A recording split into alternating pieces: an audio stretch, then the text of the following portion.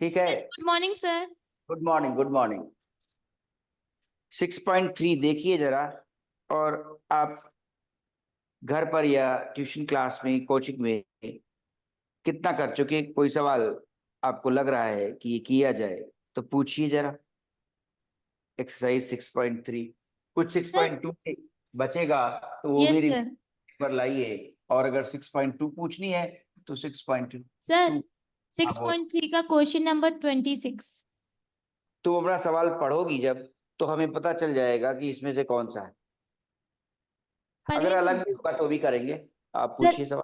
एक त्रिभुज एबीसी में बिंदु पी भुजा बीसी का और बिंदु क्यू रेखाखंड एबी का मध्य बिंदु है। हम्म। रेखा बी क्यू भुजा सी ए से बिंदु एल पर मिलती है, तो सिद्ध कीजिए कि एल ए बराबर 1/1, 1/3 सी ए। 1/3 CA। Yes sir. तो ये तो मिड पॉइंट थ्योरम से क्लास 9th का सवाल है। ठीक है, बताते हैं। आपका ही सवाल पहले बता रहे हैं, बोलो। 6.3 के लिए आप पूछ रहे हैं। 6.3, चलिए। Yes sir. त्रिभुज एबीसी आपको याद भी होगा। त्रिभुज एबीसी, लेकिन अब तब किस तरह से ये सवाल लिखा जाता था? डायरेक्टली मिड पॉइंट थ्योरम के कॉन्सिक्वेंसेस में हम फैक्ट्स दे रहे होते थे। अब देखें, अगर सिमिलरिटी में इसे ट्राई करेंगे तो क्या कर सकते हैं, देखें जरा। आप 9th वाले हैं कि 10th वाले? Sir 10th class. हाँ, तो इसीलिए ट्रायंगल एबीसी। Yes sir. अब फिर से बताइए, आगे की इंफॉर्मेशन लाइए। सर एक त्रिभुज ए बी सी में बिंदु हाँ, पी भुजा बीसी को और बिंदु क्यू रेखाखंड एपी को मध्य बिंदु है। हाँ, ये क्यू। ठीक है। पी बीसी का और क्यू एबी का। अब और बोलो। सर एपी का। एबी का लिखा है। एपी का। Yes sir. अच्छा, पी बीसी का है और क्यू एपी का। Yes sir. अच्छा, क्यू भी मध्य बिंदु है? बोलो। Yes mid. सर। हाँ, ठीक है, लिख लिया। अब बोलो। रेखा बी बी क्यू भुजा सी ए को बिंदु एल पर मिलाती है। रेखा बी क्यू यस सर। आगे गई, फिर ये किस पर मिल रही है? ए भुजा सी। सी ए पे। भुजा सी ए से। तो मिलती है, आगे बढ़ाई गई। यस सर, बिंदु एल पर मिलती है। एल पर मिल गई। अब आगे बताइए। तो सिद्ध कीजिए एल ए बराबर एक। टू प्रूव, वहां अब बोलना, जब टू प्रूव लिख दे, बोलो। सिद्ध एल ए कीजिए। बराबर 1/3 सी ए। एल बराबर A L. Yes sir. 1/3 CA या AC। ठीक है। आइए, ये अब कैसे जानेंगे, है ना? चलिए शुरू करते हैं। एंगल बाइसेक्टर थ्योरम भी कह चुके थे। ठीक है। और तो अभी नहीं कहा गया कि यहाँ पर बी को बाइसेक्ट किया, अभी केवल पी मिड पॉइंट है। पी मिड पॉइंट आया है। ठीक है। तो अगर इस मिड पॉइंट को लिया और यहाँ पर, और क्यू इसका मिड पॉइंट है। ठीक है, और कुछ प्रॉब्लम में नहीं की मैंने ना। बस इतना, ट्रायंगल एबीसी, उसमें बीसी पर मध्य बिंदु पी है और एपी पर मध्य बिंदु क्यू है। ठीक है, क्लियर। और साथ ही साथ क्या आएगा, ये कि क्यू मध्य बिंदु एपी पर है। अब एल को प्रूव करना है 1/3 AC। तो ऐसा कर देते हैं, इसके पैरेलल एक लाइन ड्रॉ कर देते हैं यहाँ। ठीक है, ये एक पैरेलल ड्रॉ कर रहे हैं। Yes sir. ठीक है, और इसको M कह दे रहे हैं फिलहाल। ठीक है, मध्य बिंदु से ज्वाइन की है, ठीक है, तो थ्योरम का कन्वर्स ही आ रहा है, ठीक। तो अब प्रोपोर्शनल होता है, तो अब क्या होगा, अगर अभी सवाल लिखने लगे तो जोश में मान लो किसी का तेज विद्यार्थी है और एग्जाम में अचानक सवाल मिल गया, तो बहुत जोशीले अंदाज में वो मिड पॉइंट थ्योरम पर ही हो सकता है सवाल लिख जाए। लेकिन कभी कभी ऐसे सवालों में लिखा होता है यूजिंग सिमिलरिटी, समरूपता का इस्तेमाल करते हुए, मिड पॉइंट थ्योरम का नहीं, ठीक है। तो बेसिक प्रोपोर्शनलिटी थ्योरम भी थी, ठीक है, कि अगर हम देखें कि ये पैरेलल हमने ड्रॉ की है, so it will divide the two sides proportionally, है ना, ये चीज। तो ये ध्यान रहे कि ये सवाल मिड पॉइंट थ्योरम से नवीं कक्षा से आसानी से होता है, लेकिन मैं ये बार बार रिपीट अब कर रहा हूं कि 10th के बोर्ड एग्जाम में अगर सवाल मिलेगा तो आप ये ख्याल रखेंगे कि आपको समरूपता वाले चैप्टर से 10वीं से करना है, yes mid sir. Point theorem से नहीं करना है। देखते हैं मैं ऐसा कर पा रहा हूं कि नहीं, मैं भी देखूं, ठीक है। तो देखिए ट्राइंगल बी सी एल, ठीक है। अब क्या हुआ कि हमने माना कि पीएम, तो कंस्ट्रक्शन हमने इसमें यूज किया है कौन सा, कि PM has been drawn parallel to, PM drawn parallel to BQ और बीएल, बीक्यू और बीएल, ठीक है, ये कंस्ट्रक्शन किया है।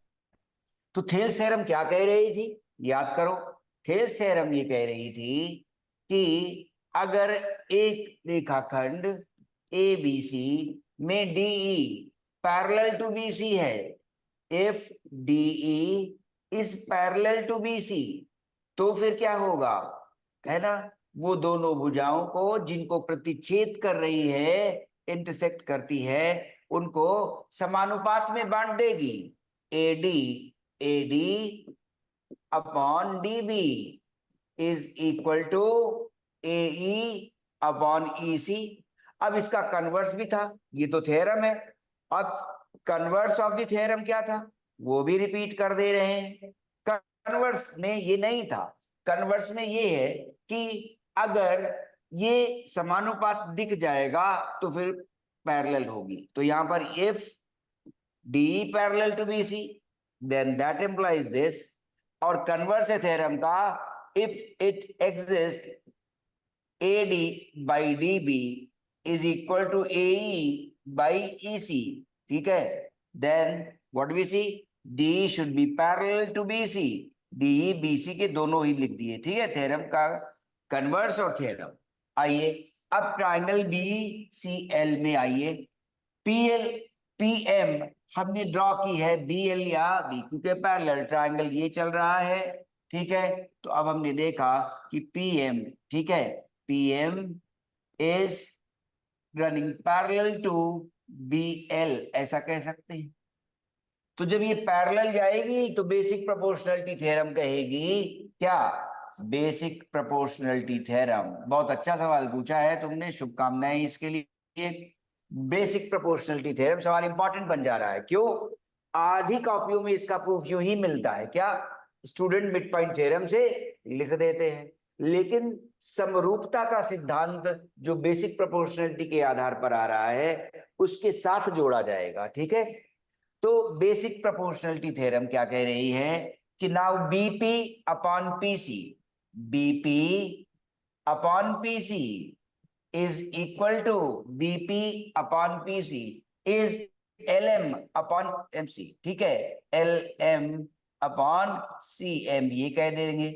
फिर से देखो, BP upon PC L M upon C M, ठीक है, दोनों खंड हमें देखे, थ्योरम में यही था कि अगर पैरेलल चलेगी लाइन एक भुजा के, तो जो दोनों भुजाएं वो प्रतिच्छेद करती है उन्हें समानुपात में विभाजित कर देगी, समानुपात में विभाजित कर दिया। अब P मिड पॉइंट है तो बीपी और पीसी बराबर होंगे, as BP is equal to PC, ठीक है, रीजन क्या है, P is the midpoint, P is the midpoint of BC, ये गिवन था, ये गिवन है। अब क्या करें, बीपी और पीसी बराबर हो गए, बीपी और पीसी बराबर हो गए, तो थ्योरम कौन सी लगाई? Basic proportionality theorem, mid point theorem नहीं लगा सकते, 10वें का सवाल लिख रहे हैं, ठीक है। बीपी अपॉन पीसी, अब बीपी और पीसी बराबर है, तो 1 is equal to L M upon C M, ये आ गया। अब इससे क्या निकला? C M is equal to L M, बराबर हो गया। तो ये वाला पार्ट और ये वाला पार्ट बराबर है, ये देख लीजिए। अब मन में आपकी बात आ गई होगी। इसी तरह से अगर एल और एल एम भी बराबर कर लें तो बात बन जाएगी, है ना। और एल और एल एम किस में मिलेंगे? ट्राइंगल एपीएम में मिलेंगे, ठीक है। तो वो भी कर लिया जाए। Now let us consider triangle APC, triangle APC.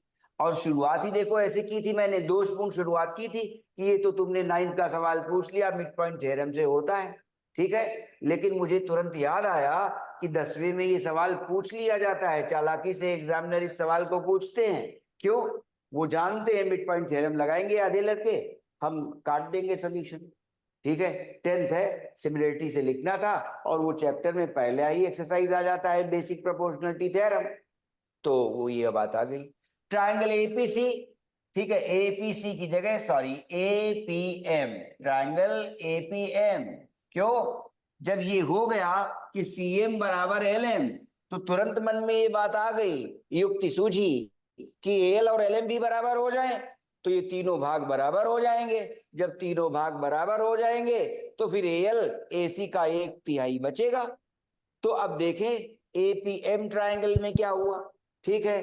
अब एपीएम ट्राइंगल में फिर से वही बात है, क्या पीएम बीएल के पैरेलल जा रही है? हमने लिखा by construction PM is running parallel to PM, running parallel to BL.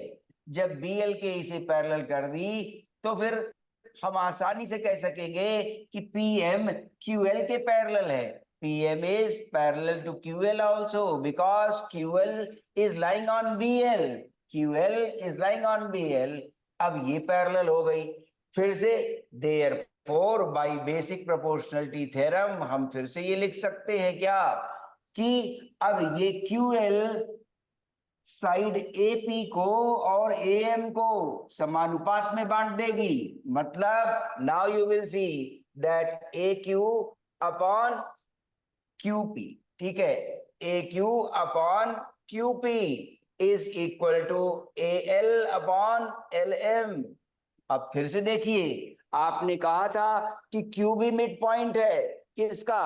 AP का। Q मिड पॉइंट है AP का, तो फिर क्या हुआ? AQ is equal to QP, ठीक है। यहां था Q मिड पॉइंट है, Q इज मिड पॉइंट, ठीक है। Q is the midpoint of AP, midpoint of AP, ये भी गिवन था, ठीक है। Therefore AQ is equal to PQ, ठीक है। अब जब AQ और PQ बराबर है तो फिर से 1 आ गया, 1 आया, और क्या हो गया? AL अपॉन LM हो गया। मतलब हम जान गए कि AL बराबर LM फिर से है, ठीक है। तो ये 3 भाग जो थे AC 3 भागों में विभाजित है, AL, LM और CM, ठीक है। और हमने क्या पाया? CM LM है और LM AL है। फिर से देखो, CM LM है और LM AL है। तो पता चला कि पहले से और दूसरे से क्या हुआ? फ्रॉम फर्स्ट एंड सेकेंड, अब हम आसानी से लिख सकेंगे क्या? फ्रॉम फर्स्ट एंड सेकेंड क्या हुआ? AL is equal to LM is equal to CM, 3 भाग बराबर निकल आए। देयरफॉर AL बराबर 1/3 AC, आप देख गए, ठीक है। तो याद रहे, सवाल बहुत ज्यादा इंपॉर्टेंट है, ठीक है, वेरी इंपॉर्टेंट। कारण क्या है? 10वीं में सवाल पूछा गया, सवाल 9वीं कक्षा का है, आपको याद होगा, अभी दिखा सकते हैं 9th क्लास की किताब में, ठीक है। तो आप ध्यान रखें इसे कि ये 9वीं कक्षा का सवाल है जिसमें कि मिड पॉइंट थ्योरम को लेकर बातें की गई थी। अब लेकिन 9वीं कक्षा के प्रारूप से इसे सॉल्व नहीं करना है, इसे 10वीं में सिमिलरिटी से, समरूपता से, जो बेसिक प्रोपोर्शनलिटी थ्योरम है उससे लिखना है। और मिड पॉइंट जो लगा था कि पी मिड पॉइंट है, क्यू मिड पॉइंट है, इसलिए मिड पॉइंट थ्योरम लगाएं तो उससे बच सकते हैं आसानी से। आप सकते हैं आसानी से अपने मित्रगणों को क्या कि मिड पॉइंट है जरूर, लेकिन इससे क्या होगा, बीपी अपॉन पीसी बराबर आ जाएगा, 1 हो जाएगा। बीपी और पीसी बराबर हो जाएंगे, 1 हो जाएगा, इसलिए एलएम और एमसी ठीक है बराबर हो गए। अब उत्तर लिख लीजिए, लिखिए उत्तर। किसने पूछा था सवाल, मैं ध्यान दूं? Yes sir. सिंह सिंहपुर से पूछा गया था। Yes sir. अच्छा, आप छात्राओं ने लिख लिया, उत्तर यस लिखिए। सर। हो गया, कोई और सवाल पूछिए। Okay sir. हाँ, सर क्वेश्चन नंबर 20 और 19 है, 20 एंड 19 बोलो। सीआरटी में है। हाँ बोलो जरा, सवाल कौन सा?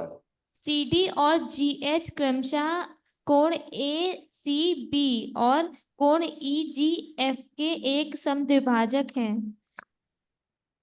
कि बिंदु डी और एच क्रमशः त्रिभुज ए बी सी और त्रिभुज एफ ई जी की भुजाओं पी ए और एफ ई पर स्थित है। यदि त्रिभुज ए बी सी सर्वांगसम त्रिभुज एफ, सर्वांग सम नहीं कहोगी, समरूप कहोगी, सिमिलरिटी है chapter. Yes sir, sorry sir. कोई बात नहीं, चलो। समरूप त्रिभुज एफ ई जी है तो दर्शाइए कि, अब ठीक है, 3 पार्ट है, सवाल हमें मिल गया 6.3 का, ये 10वां सवाल है। ठीक है, क्लियर। एक्सरसाइज 6.3, ठीक है, क्लियर। सी डी और जी एच क्रमशः एंगल ए सी बी और ई जी एफ के ऐसे समद्विभाजक हैं, एंगल बाइसेक्टर्स, ठीक है। सच दैट, कैसे एंगल बाइसेक्टर्स हैं कि बिंदु डी और एच क्रमशः ट्रायंगल ए बी सी और ई एफ जी की भुजाओं ए बी और ई एफ पर स्थित हैं, ठीक है, ऐसा कहा गया। देखो आकृति इसमें कौन सी है, ये देखा जाए। सी डी और जी एच क्रमशः ए सी बी और ई जी एफ के ऐसे समद्विभाजक हैं। चलिए बनाना पड़ेगा। Triangle A B C, A B और C, triangle F E G, ठीक है, triangle F E G, triangle F E G, ठीक है, क्रमशः, ठीक है, इन पर डी और एच पे गए हैं। अभी देखते हैं, ए बी सी और एफ ई जी पहले बना लिए, भुजाओं ए बी और ई एफ पर स्थित हैं, डी और एच अभी निकालते हैं। यदि A B C F E G similar हो, ठीक है, तो आगे आइए। तो गिवन था, क्या क्या लिख रहे हैं ये लिख ले, जरूरी बात है। Triangle A B C similar to F E G, triangle A B C is similar to triangle FEG, ये है। साथ ही साथ एंगल बाइसेक्टर चले हैं CD एंड GH, ACB का एंगल बाइसेक्टर CD, ठीक है, और D कहां पर है, AB पर।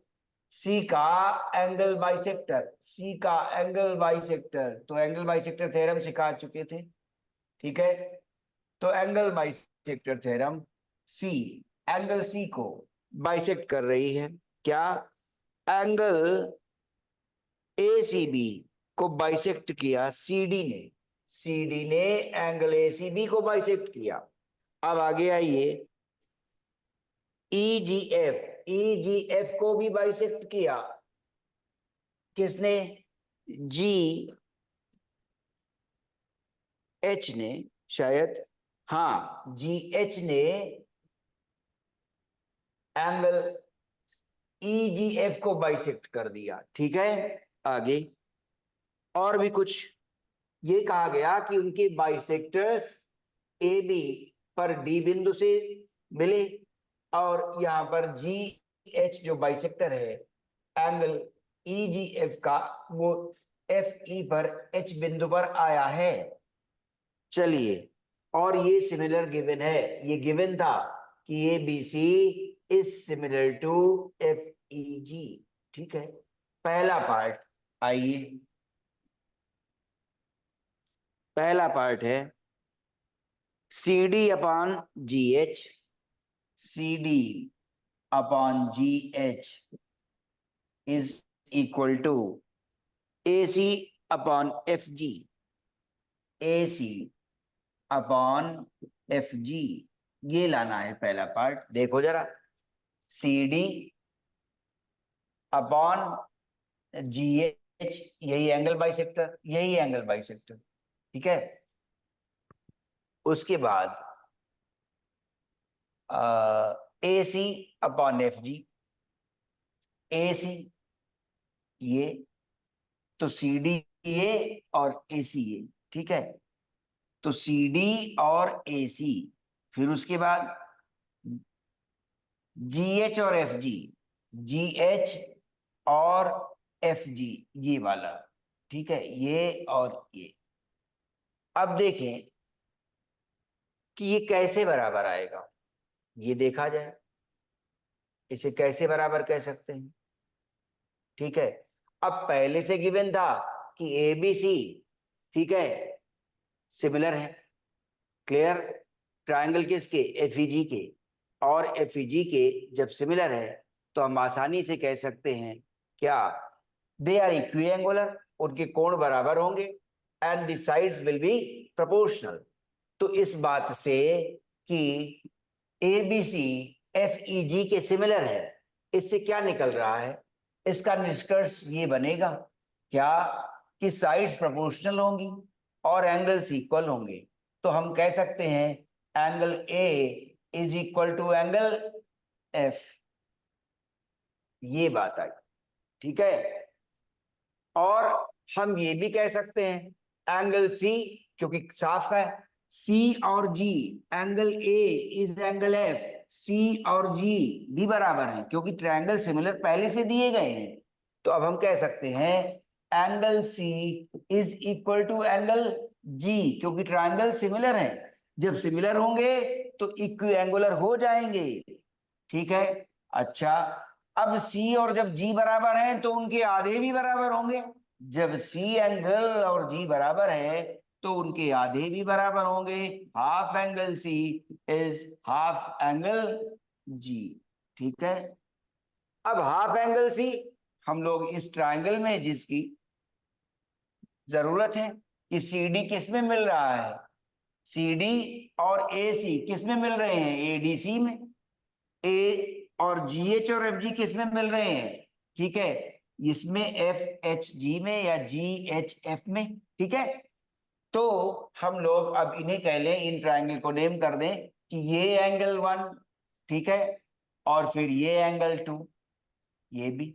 तो हाफ एंगल C हम एंगल 1 लिख सकते हैं, हाफ एंगल G हम एंगल 2 लिख सकते हैं, हाफ एंगल 1, ठीक है, हाफ एंगल C एंगल 1 और हाफ एंगल G एंगल 2 बन गया। अब हमें इसको दर्शाने के लिए अलग से सिमिलरिटी मिल गई, किसकी, हमारे पास ACD, देयरफॉर अब क्या हो गया, दो एंगल इक्वल मिल गए, ठीक है। कौन सी, पहला A इक्वल टू F यहां पर, ठीक है, ये एंगल इक्वल है, और दूसरा 1:2 एंगल 1 इज एंगल 2, अगर ऐसा बना दे तो ज्यादा अच्छा रहेगा, एंगल 2। तो अब क्या मिला, ये दूसरा पार्ट है कि एंगल 1 और एंगल 2 बराबर हो गए।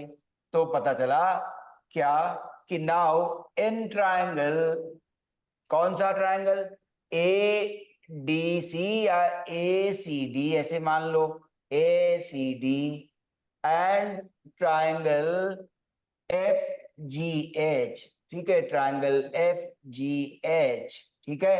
इनमें दो एंगल इक्वल आ रहे हैं हमारे पास, है ना। नाउ आर सिमिलर, ये सिमिलर हो गए। कैसे सिमिलर हो गए? दो एंगल्स बराबर निकल आए बाई ए सिमिलरिटी रूल। ठीक है, दिख गया ना। ए पहले से बराबर है। क्यों बराबर है? ये देखो दिया हुआ है कि ट्रायंगल पहले से सिमिलर थे। ट्रायंगल चूंकि पहले से सिमिलर थे, इसलिए हम ये कह सके कि वो इक्वी एंगुलर होंगे, उनके कोण बराबर होंगे। तो एंगल ए और एंगल एफ बराबर है। और फिर हम एंगल सी और एंगल जी को भी जरूरत के लिए बराबर कह सके, उनके आधे भी बराबर होंगे, तो एंगल 1 और एंगल 2 भी बराबर हो चले। अब क्या हुआ?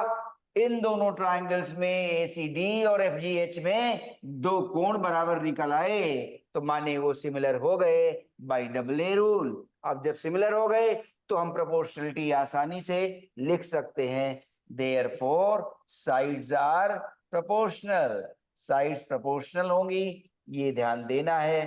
ठीक है, और प्रोपोर्शनलिटी जो चाहिए वही लिख लेंगे। मान लो क्या चाहिए? एसी डी है ट्रायंगल, तो भाई पहले एसी ही कह लो। इसी ट्रायंगल के लिए साइड ले लो एसी, और बाद में सीडी। तो एसी और सीडी कंसिडर कर लिया दूसरी। अब उन्हीं के नीचे एसी से जो मिल रही है वो एफ जी है। ठीक है, एसी से जो मिल रही है वो एफ जी है, और सीडी से जो मिल रही है वो जी एच है।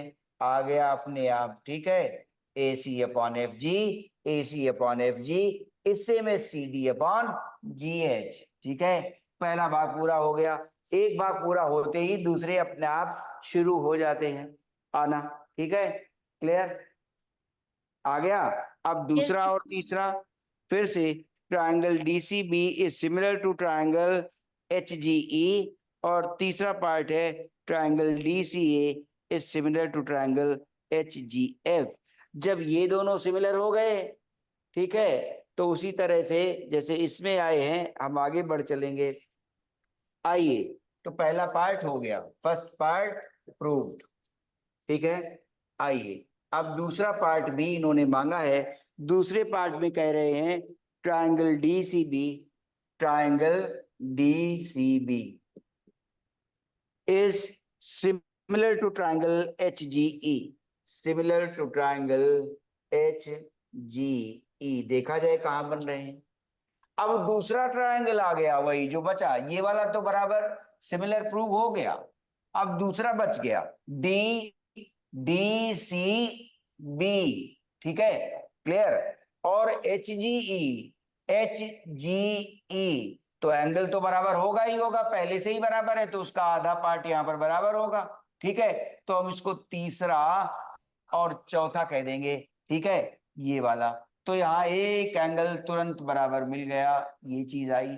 ठीक है, अब फिर और क्या बराबर मिल रहा है ये भी देखना होगा। ठीक है, और ट्रायंगल पहले से सिमिलर थे।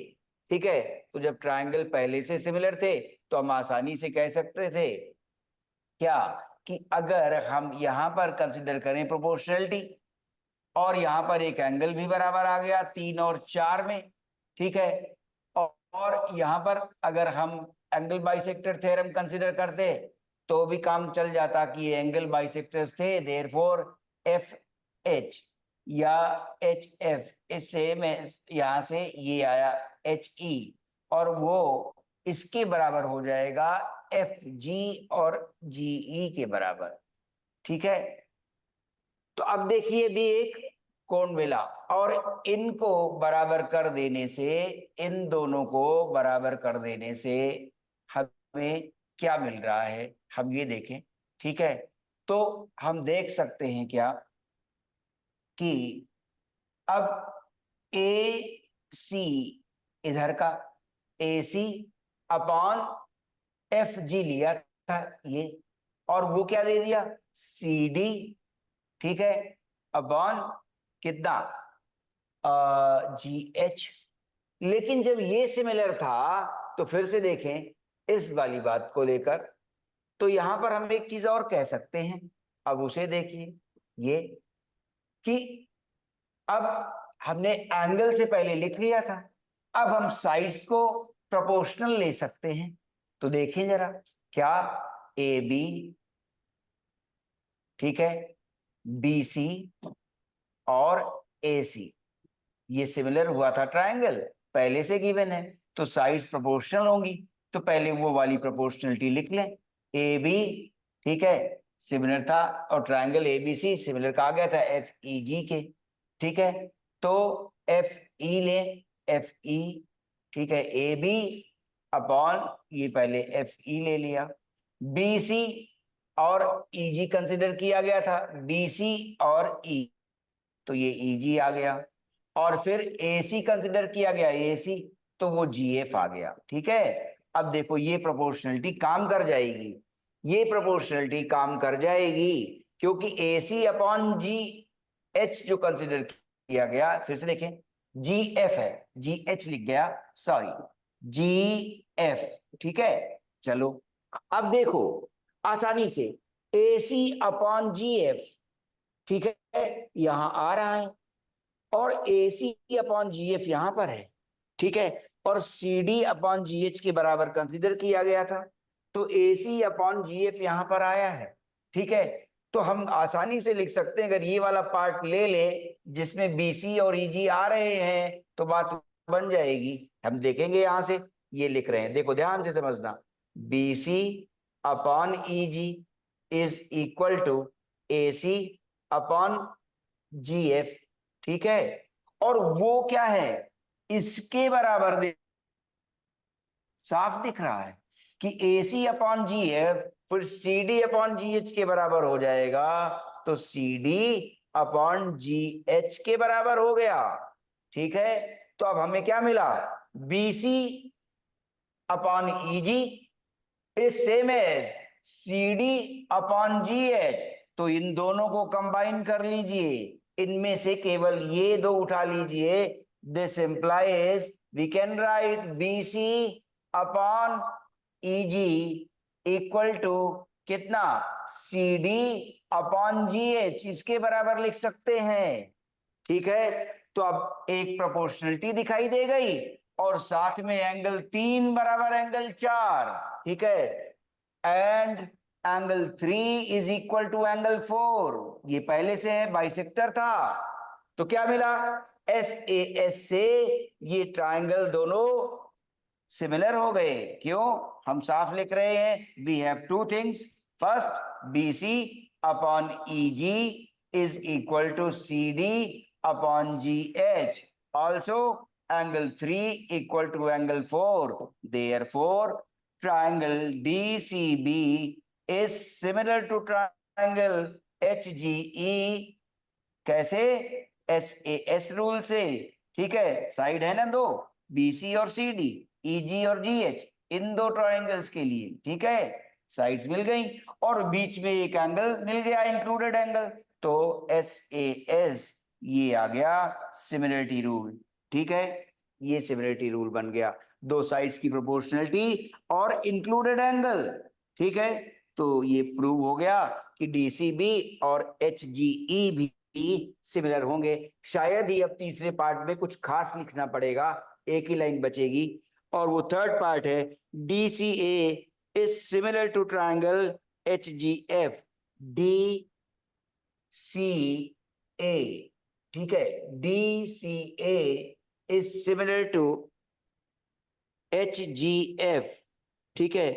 तो ये हम लोग पहले पार्ट में अपने आप प्रूव कर चुके, ठीक है, DCA is similar to HGF, देखिए कहा था ना कि ये तीनों पार्ट आपस में रेखागणित में सवाल के जुड़े रहते हैं, एक करो दूसरा अपने आप मिल जाता है।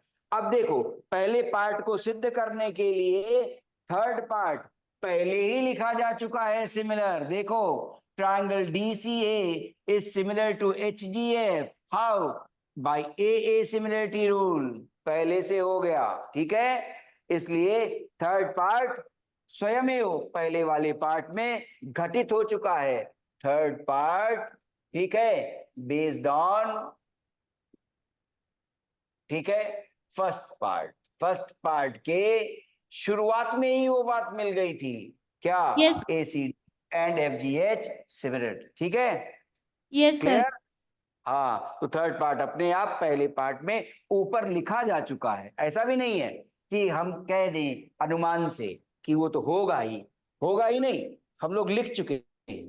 ठीक है, फर्स्ट पार्ट में सिंहपुर विद्यालय से छात्राओं ने बहुत सहयोग किया, और कोई जो सवाल पूछ रहा था वो नाम बताएगा। क्या नाम है आपका? सर 2 लोगों ने पूछा था, एक अंशिका ने और एक हमने रिताना ने। अंशिका और रितान्या। ओके, गुड, शुभकामनाएं, छुट्टी, फिर मिलते हैं आगे। Hare Krishna. Thank you sir. Hare Krishna.